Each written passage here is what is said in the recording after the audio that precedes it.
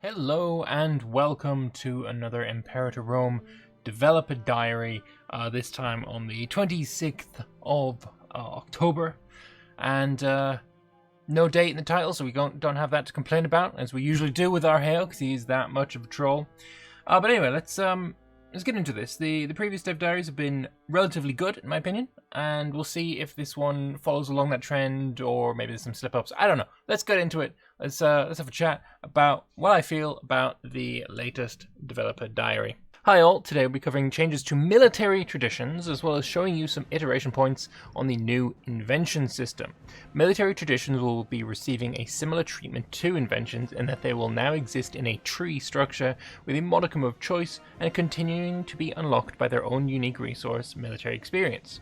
The military tradition screen currently appears as below, though it's worth noting that this view is very work in progress and likely to be entirely changed in the near future. So, alright, just going into it right now, I think a tree is better than 3 columns of kind of boring nonsense. The tree is certainly an improvement.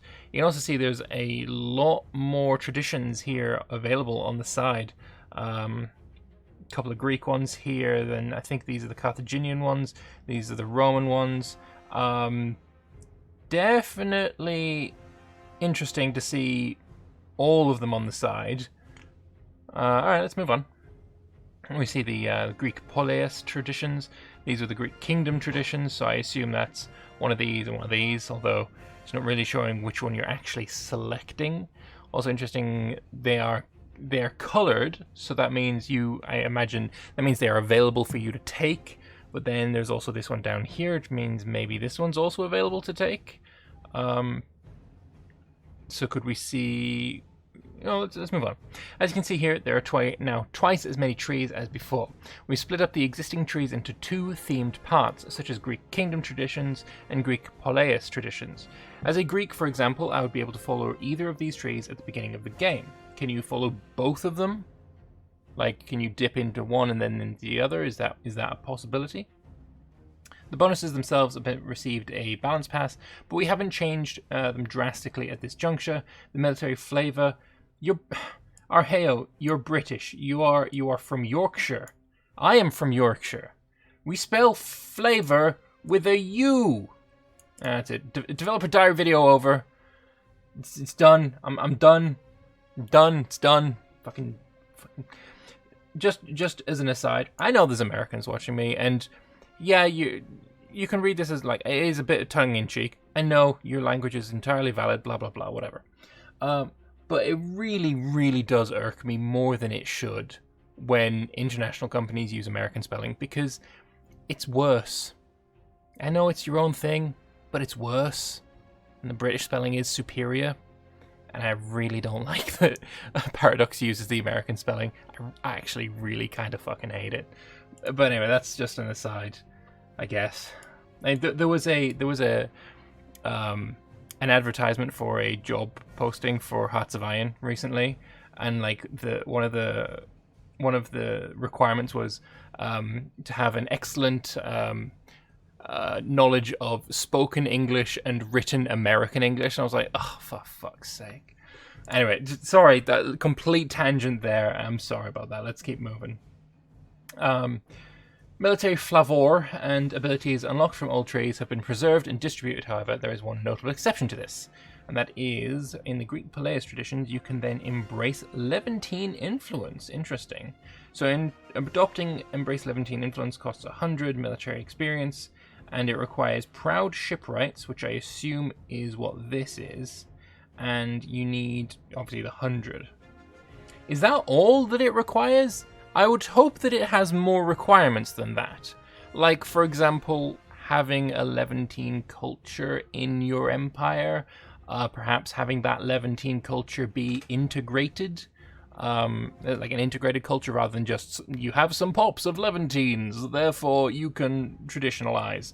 Because if it is just, oh, you can go down this route and this is there now, despite never going to the Levant, I would find that incredibly weird and kind of not good.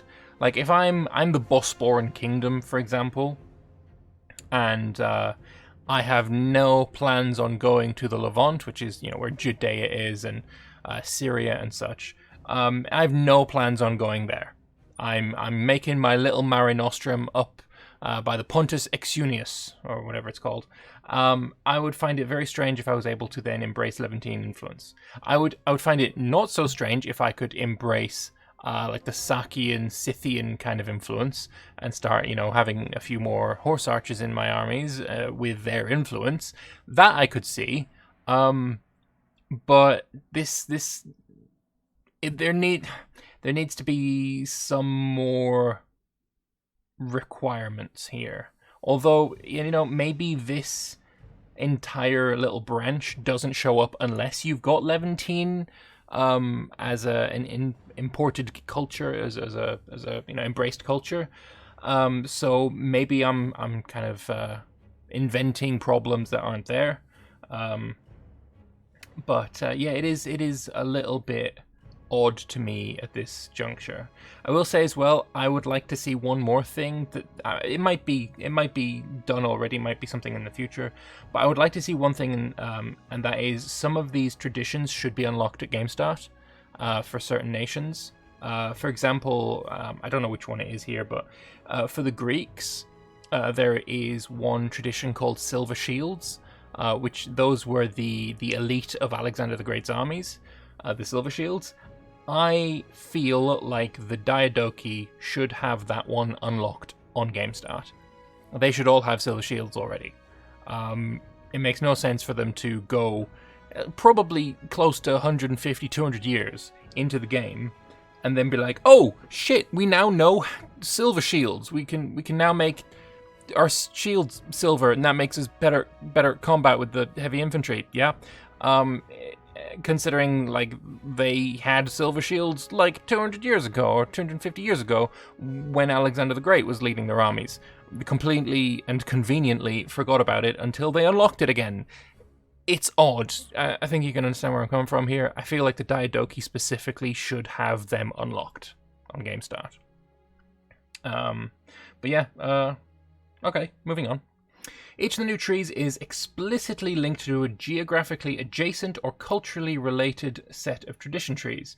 The Greek polytheist traditions, for example, allow the ability to unlock Levantine traditions. Likewise, Roman traditions allow you to opt into Greek traditions should you so desire. So all of the trees are linked to geographically adjacent. So if you've got Greek traditions, you can take traditions from people that are adjacent to you. I feel like there needs to be a pop requirement here. Like, who's teaching your pops these traditions?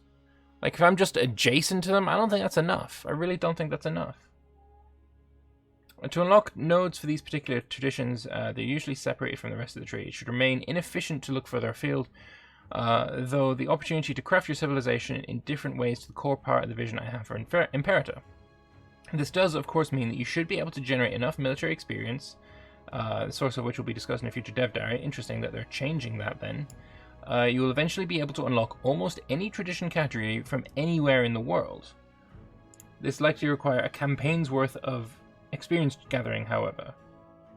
So, what does this mean then? So, you'll eventually be able to unlock almost any tradition category from anywhere in the world. The fact that he says almost is interesting. So any tradition category. So I imagine that means these are the categories, right? It doesn't mean that you'll be able to take every single tradition within each of these categories. So you will be able to probably dip into every single one of them over the course of a campaign if you really desire, though it probably won't be the best for you. Campaign's worth of experience gathering, however, yeah, I mean, that makes sense, but really, I'm just going back to this. There needs to be more requirements. Like, I don't see, oh, we are adjacent to Romans, therefore we can do Roman things. It doesn't really speak to me in that way, it's not really ticking the historical flavor box. Sorry, the historical flavor box. Yeah, I don't know. it's something I'm trying to wrap my head around, and I feel like I do need to see it in practice before I like give a final like this is going to be good or this is going to be terrible. I feel like I need to see it in practice and how it exactly works. But right now it's not clicking for me. It's not generating a buzz. I'm not excited about this specifically, you know, embracing all these foreign traditions. It doesn't seem like something that's a massive benefit. Like, I can see where it would be applicable in some places. Like, the Romans absolutely should be able to dip into the Greek traditions, right? Because a lot of Roman traditions are, you know, influenced by the Greek cultures. And then when Rome took over the Greek, you know, area, all of Greece and such, it was relatively smooth because their cultures were pretty closely tied together. They were pretty, you know, related already. So Romans taking Greek traditions makes absolute sense. I could also see, you know, like I said, the Bosporan kingdom and the Greeks around there, if they are going to be being influenced by the Scythian, you know, the horse lords to their north and to their east, then, you know, I can see them being able to take some traditions from there. How you would model that mechanically, that isn't just a case of, oh, we're geographically adjacent, so we can embrace your traditions like we have here. I don't know. I don't know the answer to it, but I feel like this isn't the answer to it, if that makes sense. There needs to be some other thing. And, you know, I think embracing a culture is probably the easiest way to do it. Like, if the Romans embrace the Greeks' culture, then yeah, they should be able to look at their tradition tree. If the Bosporan Kingdom embraces Scythian, then they should be able to look at their tradition tree. Just being adjacent, it doesn't do anything for me, if I'm being honest. It really, really doesn't. Alright, well, you know what, we'll move on. I've also added instant effect blocks to these traditions, so as per Inventions, we're able to fire arbitrary script effects on adoption of a specific tradition. How exactly we use this is yet undecided, but gives us and modders a lot more power over making trees feel unique. Instant effect blocks, so something like, if I take have we got any? No, this is the only one we've got a tooltip for. Say, this was adopting silver shields, which I believe is 10% morale of armies. So we're embracing silver shields. We're unlocking silver shields.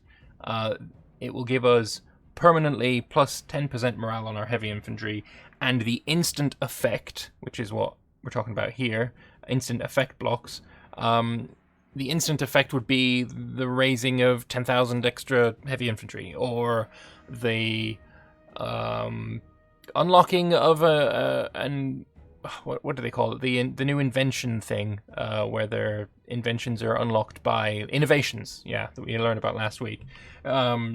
We've taken this military tradition, which gives us an innovation, something like that. You know, that could be cool. I like that idea. You know, not being, yeah, the ability to do it, even if you don't really know yet how you're going to utilize it, it's fine. Like, it's a process, and you got time to know how it's going to be used. All right, so now we're going to move on to Inventions, which we saw last week. The Technology and Inventions dev diary was well received, but also came with some constructive community feedback. Probably gold sucks. So, yeah.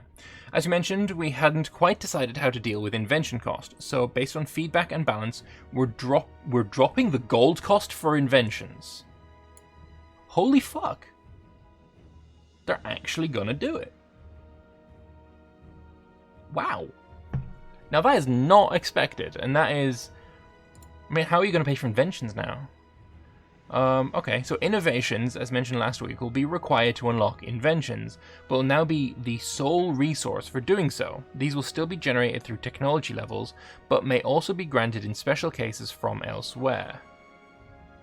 But how are you going to have enough? How are you going to have enough? Because there's what, like 20 techs? 20 times 4, so we're going to have 80 80 innovations. You might be able to get some from elsewhere. Is 8... Not very many countries reach level 20 either, let's be fair. Not very few countries reach that level. There's probably more than 80 in this fucking screenshot. You're gonna have to be picking and choosing very, very carefully. Like, super carefully. And it's gonna make some traditions be, you know, I am never going to take this because the cost is far too large. Like, gold was a limiting value because, you know, you could use gold elsewhere. So you're really kind of having to decide, am I going to spend my gold on this invention, or am I going to spend it on an army which might win me a war against my neighbor? Here, though, innovations are limited on the sheer finality of it, or the finiteness of them. There's not an infinite amount of innovations you can get in a game, unlike gold, where there is technically an infinite amount of it. You're never going to reach that infinity, but that's fine. There's always more to be made. You can reach the end of the amount of innovations you get. This is a very interesting change. This is a very, very interesting change. I feel like... I'm struggling to know what to think of that. Like, I hated gold as a cost for inventions. I hated it. I didn't know what the solution was. I liked innovations. You know, you get a free unlock when you tech up. That I liked. Having it be the only one, though, that is, again, that's another thing that it's like, I'm gonna have to play around with this to really know what I think, because right now I think, it might work, but it also might not, and I don't know. I really don't know. Like, I don't want to be too, oh yeah, this is totally great, because that's not how I feel. But I also don't want to be doom and gloom, because I don't feel like that either. I genuinely feel like I don't fucking know. I really don't know what to feel about this. Yeah, it's for good or ill, 2.0 is a huge change to the game.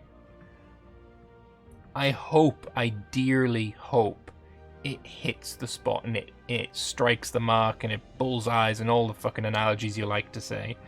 I dearly hope that it does that. I really, really do. Alright, I mean, we'll move on. Visual's still work in progress. Yeah, I mean, these red arrows, they don't look fucking good. They look kind of trash. I'm not critiquing the look of it. It doesn't look finished. But that's, like I said, that's fine. That's fine. The star means nothing and it's debug only. What fucking star? What star? What are we looking at? The star? Where's the star? Liturgies is a star. This is also a star. There's stars here. What are these stars?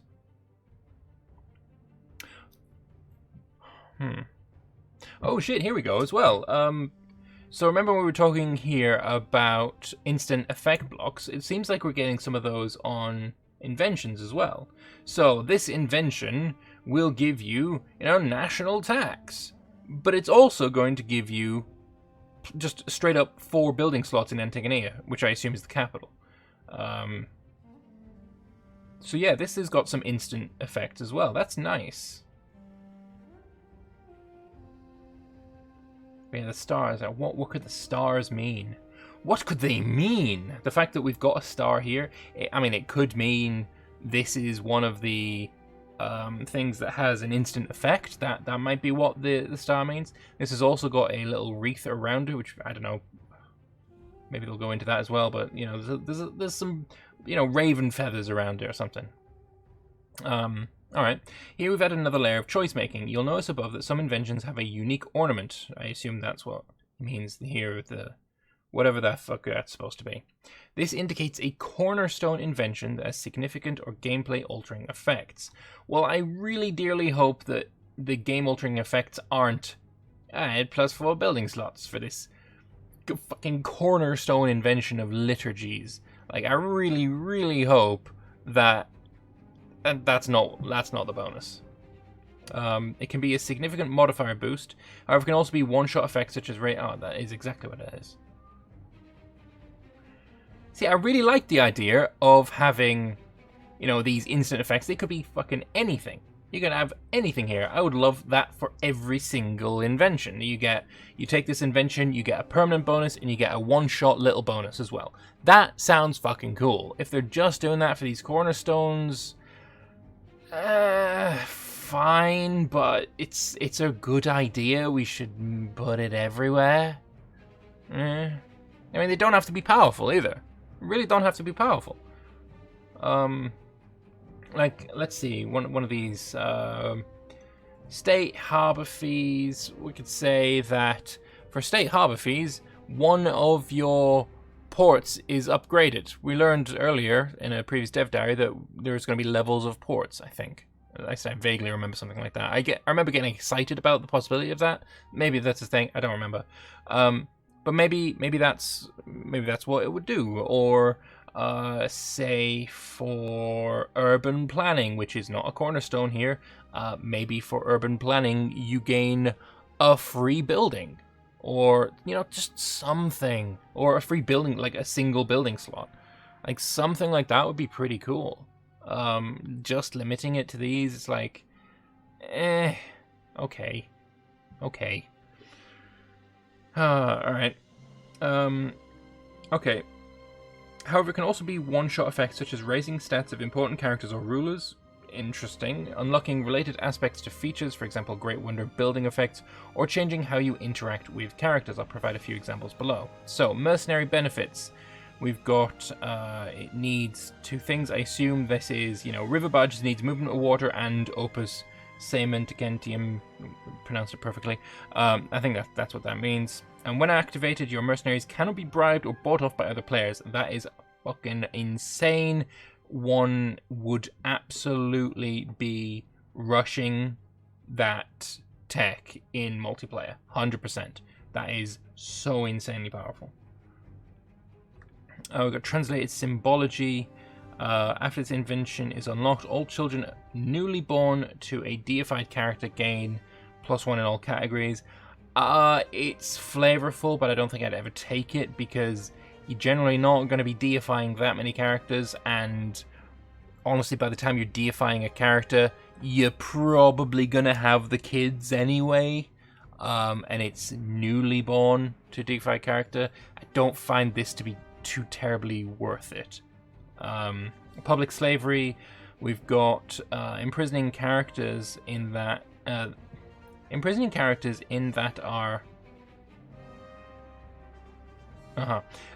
characters that are secret gamblers, in debt, or corrupt will no longer incur tyranny or ruler popularity penalty. That's insane. That is so powerful, because everyone's fucking corrupt, and you can incur corruption by giving them free hands. So if you want to imprison somebody without getting them fucked on a tyranny, just give them free hands, wait until they've got a tiny bit of corruption, then boom, prison them. This is powerful. Also, 3% slave output's it's nothing to sniff at either. This is really powerful, public slavery. Yeah. Alright. Another UI solution you may have noticed is that these tree screenshots have all appeared at different zoom levels. We're implementing a common zoom area utility for tree graphs, such as missions, inventions, and traditions, which will all function similarly to the focus trees of Hearts of Iron or the family tree viewer in Crusader Kings 3. That's all for now, until next week.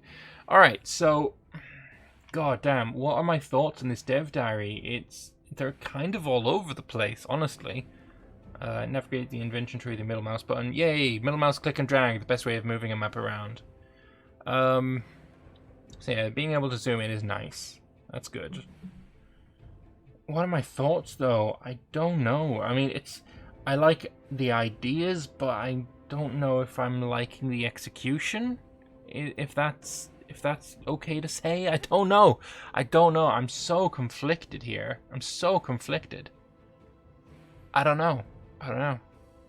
But there is some other Imperator news that I would like to go over. So, we're going to put this part aside and go on to something just a slight bit different. It's still Imperator. Then we'll wrap it up by maybe I'll have some more thoughts sort of congealed in my mind by the time I finish the other news. So I'll see you in a sec. All right. So welcome back to this glorious image that we have here. This is some artwork that was, I think, shown on Gamma Sutra.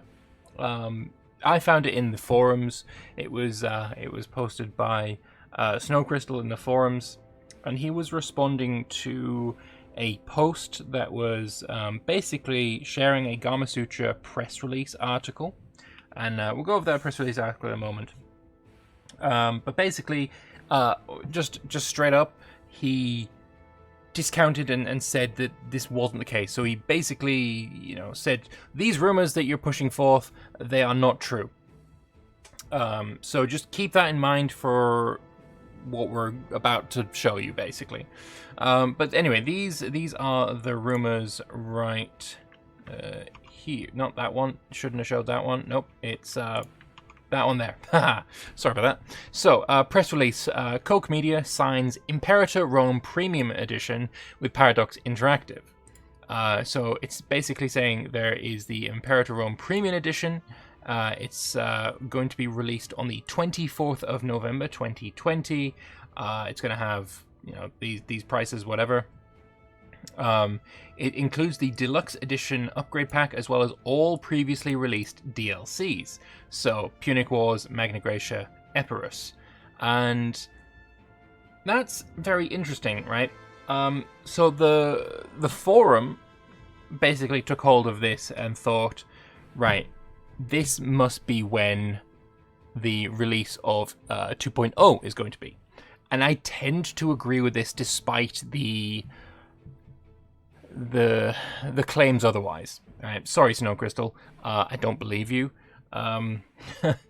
So basically, 24th of November, there's gonna be a re-release somewhat of Imperator, it looks like. We're going to get the Imperator Rome Premium Edition, which is going to have all the DLCs. A bit like if you remember back when Total War Rome 2 came out, it was an absolute pile of dog shit, and then they fixed it. They made it an actually decent game. They fixed the bugs, they did all the things, and then they released it as the Emperor Edition, and now it's actually a pretty decent game. I feel like that's what they're doing here, and I think 2.0 is actually the kind of the perfect time to do that. If they nail 2.0, if they nail Marius, they nail Vitruvius, and Imperator Rome gets that boost of popularity and stuff, this could be the best way to push it out there. Best way to get publicity is look, it's Imperator 2.0. It's fixed. You can give it another try. Here we go, putting itself out there. So that's why I feel like this is the case. That's why I feel like maybe the release of 2.0 is going to be in just a little under a month. It's the 26th of October today. The 24th of November is when this is set to release. So that's where I'm thinking. That's my thoughts on it. It seems to be fairly similar to the thoughts on the forums. Does this mean 2.0 will release on the 24th too? I feel yes. Snow Crystal here says no. I mean, I don't know. I kind of don't believe you. I mean, it could be that 2.0 release on the 23rd, meaning this is absolutely accurate. It's kind of like it's the thing that Snow Crystal would absolutely do, right? If 2.0 releases like the day before, maybe even the week before, they've got that week to sort out final bug fixes because every Paradox release has got a few bugs that needs working out in the first week. Then I can see this definitely being the case, like 2.0 releasing, the week before the 24th, and then on the 24th, the game has got this big hype re-release kind of thing going on. I can see that being the case. But yeah, he also showed the new art piece. So I really like this. I think it's pretty spiffing. I think somebody down here also, yeah, turned it upside down so we can see what the other dude is like. And yeah, I'm sure you'll be able to recognize him. If I scroll down just a bit more, he looks fairly similar. I'm sure you would agree. Yes? Yes? But yeah, this is, if you haven't seen it, it's HBO's Rome. I think it went on for 2 seasons. Bloody good show. You should totally check it out. But yeah, this that's the new art piece, and it's really sweet and stuff. And this is the new news. There's going to be a re-release, relaunch, re-hype thing next month, I think. No confirmation from me, certainly no confirmation from Paradox yet, but this is the thoughts and the feelings. All right, so let's bring it back to the dev diary then. Thoughts, final thoughts. Again, my thoughts are confliction. There's some really good ideas in here. There is certain things like, you know, embracing traditions, I think needs to have more than just adjacency.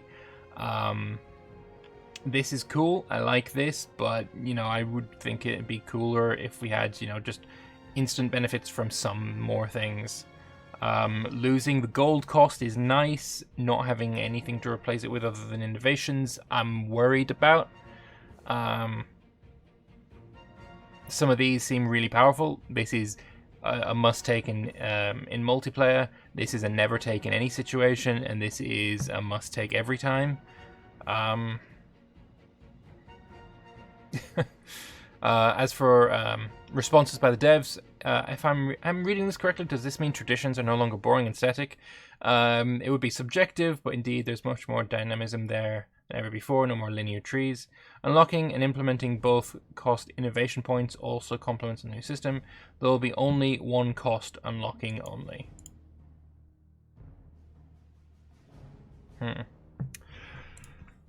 Yeah, so that is the dev diary. Those are my thoughts. I'm gonna need to collate my thoughts a bit more.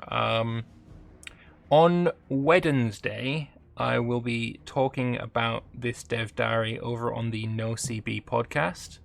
And if you would like to hear my thoughts, maybe a bit more put together, a bit more brewed, a bit more, you know, it's got a bit of time to ferment and turn into lovely thought juice. I don't know where I'm going with this analogy. Just stop, Lambert. If you want to see my thoughts a bit more put together, then there is a link to the No CB podcast. We stream on Twitch on Wednesday evenings, so I might have more of an insight then. So feel free to go follow us there. Check out the podcast. But for right now, I guess I just got to leave you with, I don't know. There's some good shit. There's some stuff that's a bit confusing. There's stuff that's a bit iffy, and I don't know what to think yet. So, yeah. I would like to know your thoughts, though. So how about you help me out by letting me know your thoughts in the comment section below. I do read every comment, though I can't respond to them all because there's more than I really can do anymore.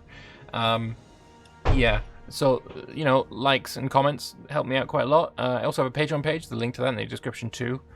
Go follow the NoCB cast on Twitch and also Twitter. Follow my Twitter. Do all the shillings. All the shilling links are down there. Just go look at them. But yeah, thank you all very much for watching. I will see you guys if you're going to watch the podcast. I'll see you on Wednesday. If you only watch my dev diary videos, I'll see you next week. If you watch all the rest of my videos, I'll see you. Just whatever. There's another video coming. I don't know where this is. The end of this video has been an absolute mess. I'm sorry. I'll see you next time. Bye-bye.